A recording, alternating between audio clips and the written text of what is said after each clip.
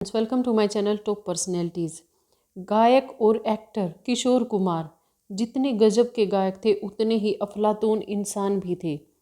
फिल्मी दुनिया की वो इकलौती ऐसी शख्सियत थे जिनकी असल ज़िंदगी के किस्से भी उनके फिल्मों के जितने ही दिलचस्प और हंसाने वाले हैं। किशोरदा को गुजरे 3 दशक से ज़्यादा हो गए, लेकिन उनके गाए गाने और अजीबोगरीब हरकतों के किस्से दोनों ही सदाबहार हैं। किशोर कुमार का जन्म 4 अगस्त को खंडवा मध्य प्रदेश में हुआ था। असली नाम था आभास कुमार गांगुली। उनके पिता कुंजालाल गांगुली वकील थे। वहीं नामी बंगाली परिवार से ताल्लुक़ रखने वाली उनकी मां गौरी देवी हाउसवाइफ थी। 4 भाई बहन अशोक, सीता देवी, अनूप और किशोर कुमार। किशोर कुमार सबसे छोटे थे। किशोर कुमार के बड़े भाई अशोक कुमार ने एक इंटरव्यू में बताया था कि किशोरदा बचपन से सुरीले नहीं थे। उनकी आवाज़ बैठी हुई थी। वो जब कभी गुनगुनाते थे तो बेसुरे सुनाई पड़ते थे।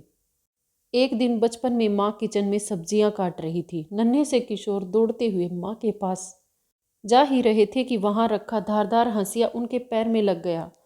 पैर कट गया और तेजी से खून बहने लगा। कम उम्र के किशोर दर्द नहीं सह पाए और ज़ोर ज़ोर से रोने लगे। ऐसे ही जब तक चोट में आराम नहीं मिला तब तक किशोरदा रोज़ रोते रहे।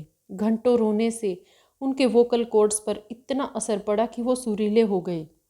किशोरदा ने भी अब इस हादसे को ही अपनी आवाज़ का श्रेय दिया है। किशोरदा को कभी भी पढ़ाई में ज़्यादा रुचि नहीं थी। एक दिन वो क्लासरूम में बैठकर टेबल पर तबला बजा रहे थे। सिविक्स की क्लास थी। टीचर ने जैसे ही आवाज़ सुनी तो ज़ोरदार फटकार लगा दी और कहा, पढ़ाई लिखाई में ध्यान दो, ये गाने बजाने से कुछ नहीं होगा। ये सुनकर किशोर कुमार ने जवाब दिया, देखना एक दिन इसी गाने बजाने से मेरा नाम होगा। सालों बाद अपने हुनर से किशोर कुमार ने वो बात सच कर दिखाई। क्या आप जानते हैं कि कॉलेज की उधारी पर बना था उनका एक गाना 5 रुपया 12 आना। दरअसल किशोर कुमार इंदौर के क्रिश्चियन कॉलेज में पढ़ाई कर रहे थे। बॉम्बे आने के लिए उन्होंने पढ़ाई अधूरी छोड़ दी। जब कॉलेज छूटा तो वो अपनी कॉलेज कैंटीन के 5 रुपये 12 आना उधार चुका नहीं सके।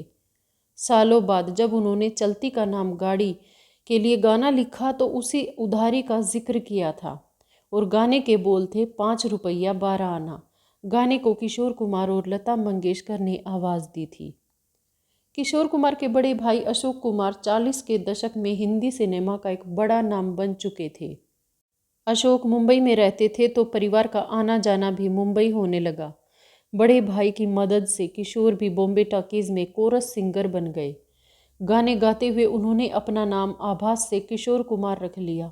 एक दिन उनकी परफॉर्मेंस से खुश होकर डायरेक्टर खेमचंद प्रकाश ने उन्हें फिल्म जिद्दी के गाने मरने की दुआएं क्यों मांगू गाने का मौका दिया।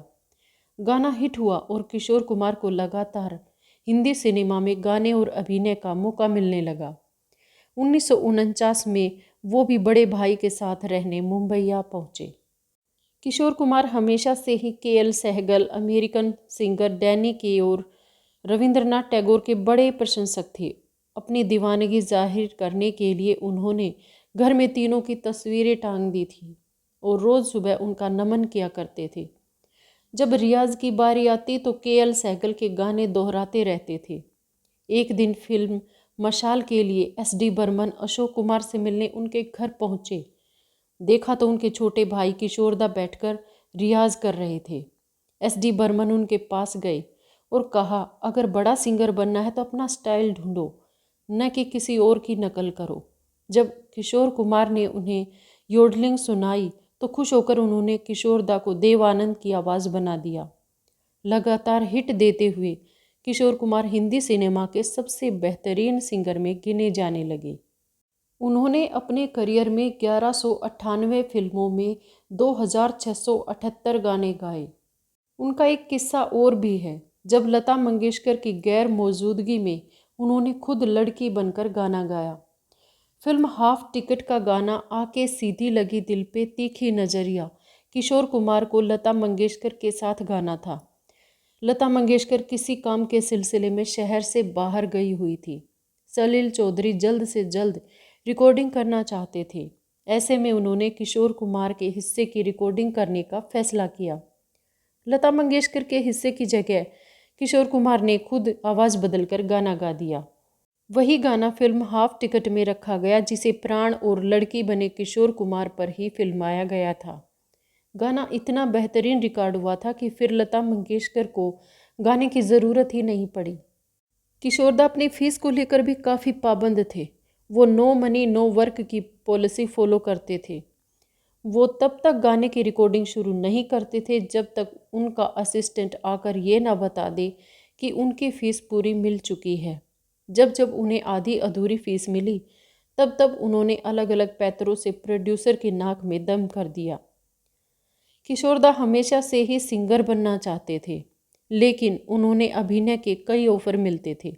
जब भी कोई उनके पास फिल्म लेकर आता तो वो कोई ना कोई बहाना करके उसे भगा देते थे। 1956 की बात है, जब अशोक कुमार ने छोटे भाई को फिल्म भाई भाई में काम दिलवा दिया।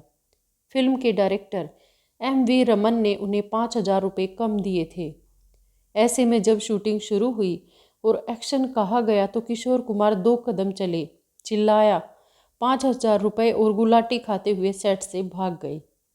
जब कुछ दिनों बाद किशोरदा को दोबारा सेट पर लाया गया तो वो कभी भागने की कोशिश करते, डायलॉग भूलने का बहाना करते तो कभी बीमारी का, लेकिन बड़े भाई उनसे भी 2 कदम आगे थे। जैसे ही सीन शूट होने लगा तो अशोक कुमार ने अपने दोनों पैर किशोरदा के पैरों पर रख दिए। भाई की शक्ति देखकर किशोर को शूटिंग करनी ही पड़ी थी।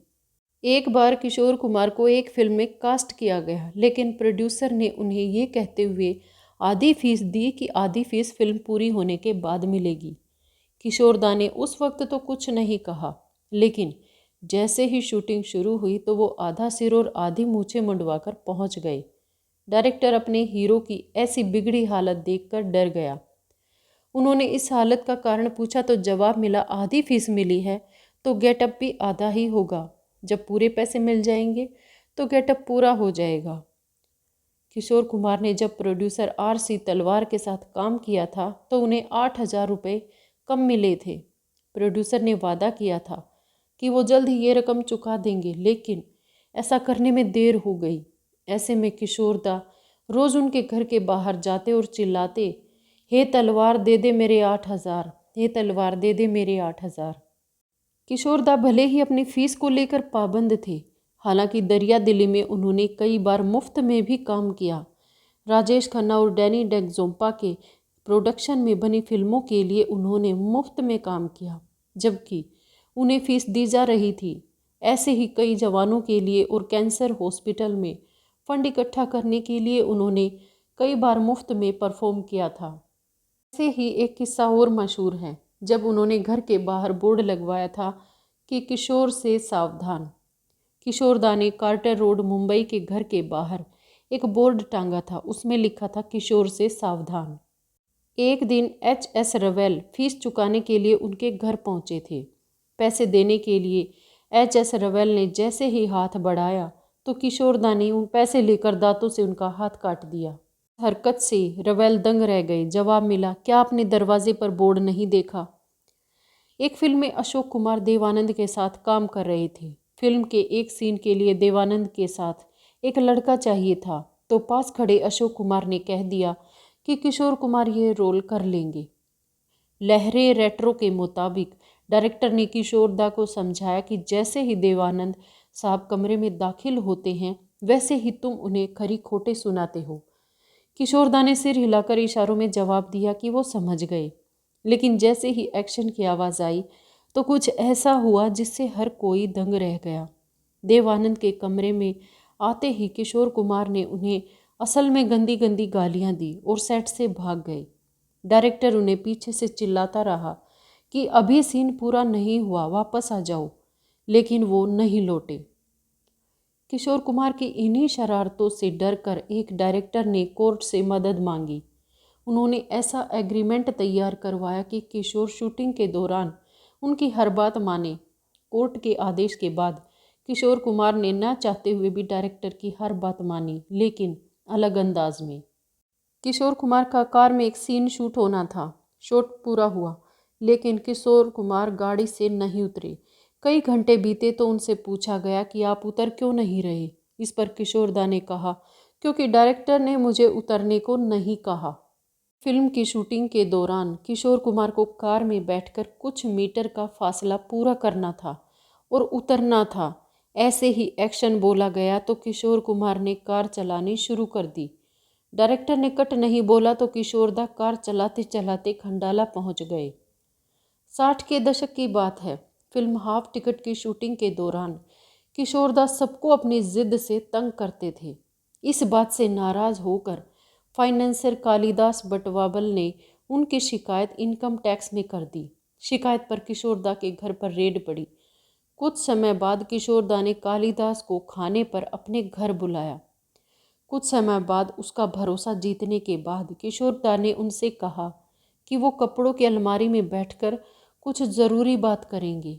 जैसे ही कालिदास अलमारी में बैठे तो उन्होंने बाहर से अलमारी बंद कर दी। उन्होंने 2 घंटों तक कालिदास को अलमारी में बंद रखा और फिर निकाल कर घर से बाहर कर दिया। कहा जाता है कि आज के बाद मेरे घर में आने की हिम्मत मत करना। बी.आर. चोपड़ा और अशोक कुमार बहुत अच्छे दोस्त हुआ करते थे। एक बार किशोर कुमार को काम की ज़रूरत पड़ी तो वो भाई की दोस्ती के चलते बी.आर. चोपड़ा के पास पहुंच गए। उस समय चोपड़ा ने किशोरदा के सामने कुछ शर्तें रख दी। किशोर ने वो गाना ठुकरा दिया और कहा, आज मेरा वक्त बुरा है तो आप शर्त रख रहे हैं, देखना जब मेरा वक्त आएगा तो मैं भी शर्त रखूँगा। समय बदला लेकिन किशोरदा ये बात नहीं भूले। कुछ समय बाद बी.आर. चोपड़ा एक गाने का ऑफर लेकर किशोरदा के घर पहुँचे। ये उनके लिए बदले का समय था। उन्होंने कह दिया, मुझसे गाना गवाना है तो जाइए, पहले धोती पैरों में जूते मोजे पहन कर आइए, पान भी खाना, अपना मुंह लाल लाल दिखना चाहिए और मुंह से लार टपक रही होनी चाहिए। ये शर्त सुनकर बी.आर. चोपड़ा ने किशोरदा के भाई अशोक कुमार से कहा कि आप ही अपने भाई को समझाइए, लेकिन वो किशोरदा के मिजाज से वाकिफ थे। उन्होंने मामले में टांग नहीं अड़ाई। आखिरकार बी.आर. चोपड़ा को शर्त माननी ही पड़ी। कुमार ने टेबल पर लेटकर गाने की जिद की। जब फिल्म शराबी का गाना इंतहा हो गई, इंतज़ार की गाने का ऑफर किशोर कुमार को मिला तो उन्होंने इसे गाने से इनकार कर दिया। जब कई लोगों ने उन्हें मनाया तो वो इस शर्त पर राज़ी हुए कि अगर गाऊंगा तो सिर्फ टेबल पर लेटकर, वरना नहीं गाऊंगा। जाहिर है किशोरदा की आवाज़ के लिए सबने ये शर्त मान ली। किशोरदा ने रिकॉर्डिंग रूम में स्टाफ टेबल लिखवाया और उसमें लेट लेट कर गाना गाया। 1981 में किशोर कुमार फिल्म ममता की छाँव डायरेक्ट कर रहे थे। वो चाहते थे कि अमिताभ इस फिल्म में गेस्ट अपीयरेंस में दिखें, लेकिन उन्होंने इनकार कर दिया। इस बात से किशोरदा इतना नाराज़ हुए कि उन्होंने अमिताभ पर फिल्माए गानों को आवाज़ देने से इनकार कर दिया। ठुकराई हुई फिल्मों में नसीब, कुली, मर्द, देश प्रेमी शामिल थी। फिल्म ममता की छाँव में रिलीज़ होने से पहले ही किशोरदा का 1987 में निधन हो गया। ऐसे में राजेश खन्ना ने उनके बेटे अमित की मदद करके 1989 में फिल्म रिलीज़ करवाई थी। किशोर ने पहली पत्नी रूमा गुहा ठाकुरता उर्फ रूमा घोष से 1951 में शादी की थी, लेकिन ये शादी 1958 में टूट गई। बाद में उन्होंने दूसरी शादी एक्ट्रेस मधुबाला से 1960 में की। मधुबाला के दिल में छेद था जिससे उनकी मौत हो गई। मधुबाला के बाद किशोरदा का दिल एक्ट्रेस योगिता बाली पर आ गया।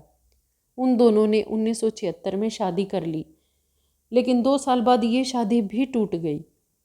योगिता बाली ने किशोरदा से तलाक लेने के बाद मिथुन से शादी कर ली। इस बात से परेशान होकर किशोर कुमार ने मिथुन के लिए गाना छोड़ दिया। बता दें कि योगिता बाली के बाद 51 साल की उम्र में किशोरदा ने लीना चंदावरकर से चौथी शादी की थी। किशोर के 2 बेटे सिंगर अमित कुमार, जो कि पहली पत्नी रूमा गुहा से हैं, और सुमित कुमार, जो कि अंतिम पत्नी लीना चंद्रावरकर से हैं। कुमार को एक्सपेरिमेंट का बेहद शौक था। एक बार वेनिस की नहरों से प्रेरित होकर किशोरदा ने ठान लिया था कि वो अपने वार्डन रोड मुंबई स्थित घर के चारों ओर नहर बनवाएंगे। ये उनका सपना बन गया था। फिर क्या था, उन्होंने अपने सपने पर काम करना शुरू कर दिया। रोज़ म्यूनिसिपल कॉरपोरेशन का कर्मचारी उनके घर आकर बैठता और वो अपने मजदूरों से खुदाई करवाते। एक दिन खुदाई करते हुए एक मजदूर को पहले हाथ की हड्डी मिली। फिर कुछ दिनों में वहाँ कंकाल निकलने लगे। मजदूर डर गए और खुदाई रुक गई। हर कोई समझ चुका था कि जिस जगह किशोरदा का घर है वो जगह पहले कभी कब्रिस्तान हुआ करती थी। उनके बड़े भाई अनूप वहाँ गंगा जल लेकर आए और पूरी ज़मीन का शुद्धिकरण करवाया गया। इसी के साथ किशोरदा का घर को वेनिस की तरह बनाने का सपना अधूरा रह गया। हिंदी सिनेमा में एक दौर ऐसा था जब दो ही सिंगर मशहूर थे। पहले थे मोहम्मद रफ़ी और दूसरे किशोर कुमार। एक दूसरे के प्रतिद्वंदी होने के साथ साथ दोनों पक्के दोस्त भी थे। दोनों ने साथ में पर्दा है पर्दा, यादों की बारात जैसे कई बेहतरीन गानों को आवाज़ दी है। शरारत और बागी साहबजादा में जब किशोर कुमार हीरो बने तो उनके लिए रफ़ी साहब ने ही आवाज़ दी थी।